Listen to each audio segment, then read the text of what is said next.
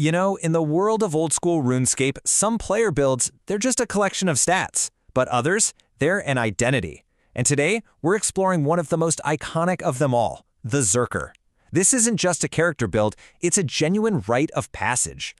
Yeah, to really get the Zerker, you have to understand that this isn't something you just stumble into. It is a deliberate, meticulously planned choice.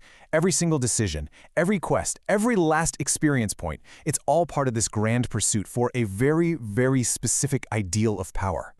So what is a Zerker really? Well, at its core, it's a PvP account that is locked at precisely 45 defense. Now that number isn't random. It's the magic key that unlocks a whole suite of powerful gear, all chosen for one single purpose, to absolutely maximize your damage output. And that's the whole philosophy right there. This isn't about finding a happy medium. It's not about being a little tougher than a pure. Nope. Every single point you put into defense is an investment, but not for survival. It's to equip gear that lets you hit even harder. It's all about perfecting the art of the glass cannon. Okay, so this path to power, it begins with the build's first, and honestly, its greatest trial, the questing journey. This is where a Zerker is truly forged, and it's also where one tiny mistake can have permanent, account-ruining consequences.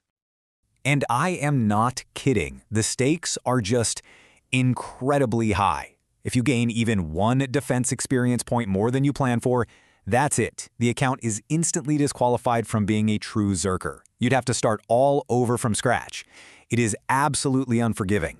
See, here's the kicker. You can't train defense manually. Not at all. Every single one of those 45 levels must come from the experience rewards of very specific quests. This means intense planning, probably some spreadsheets, and triple-checking every single action you take in the game.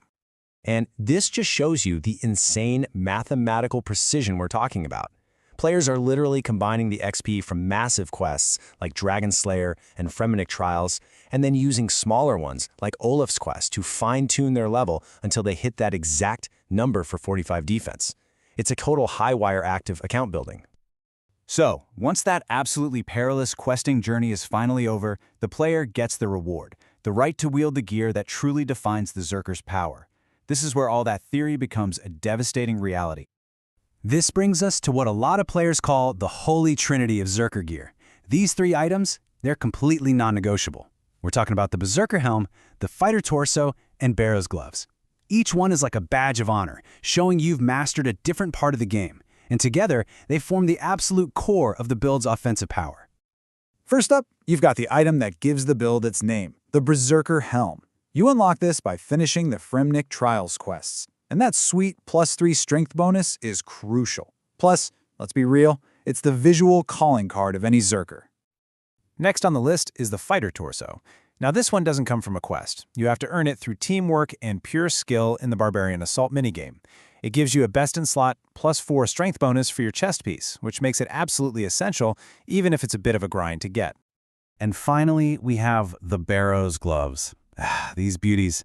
They are the ultimate prize for completing Recipe for Disaster, which is one of the longest, most involved quest lines in the entire game. That massive +12 strength bonus they give, it is completely irreplaceable. They're a true mark of a dedicated player.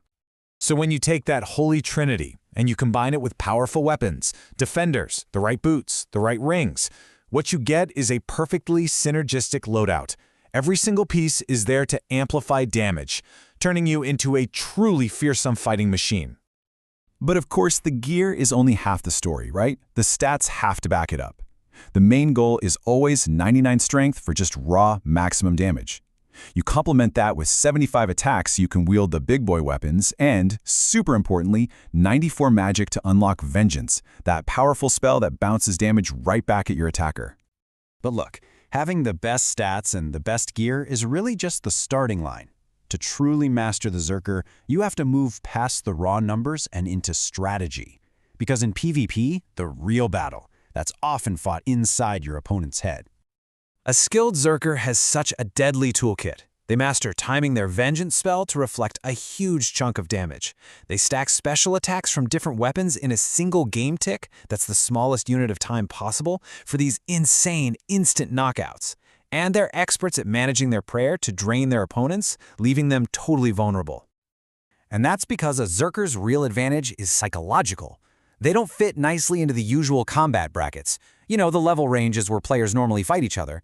They use that ambiguity, that confusion, to totally subvert what their opponents expect and force them into making critical mistakes. Just think about it for a second. Let's say you're fighting a 1-defense pure. They go into that fight expecting to hit harder, but the Zerker's gear and defense suddenly gives you the edge, and you can just see the panic set in. On the flip side, when you fight a high-defense main account, they expect to just win a war of attrition, right? But the Zerker's insane burst damage just shatters that plan, forcing them into desperate, costly moves. You're not just fighting them, you're exploiting their entire game plan. So, as we start to wrap this up, it becomes pretty clear that the Zerkers is so much more than just a set of stats. It's a cultural icon in the game. It's like a living artifact that represents a core piece of Old School RuneScape's soul. You could almost call the build a living museum.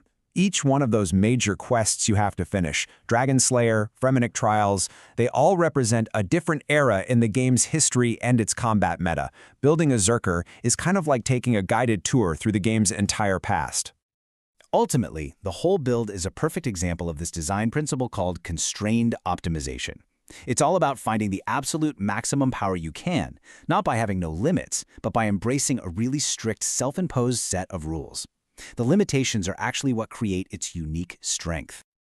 And that really is the heart of it all. The Zerker philosophy isn't about just mindlessly grinding stats higher and higher. It asks a much more interesting question. How powerful can I possibly become within these sacred constraints? And the answer to that question is what has made this build such an enduring, fascinating legend in the world of Old School RuneScape.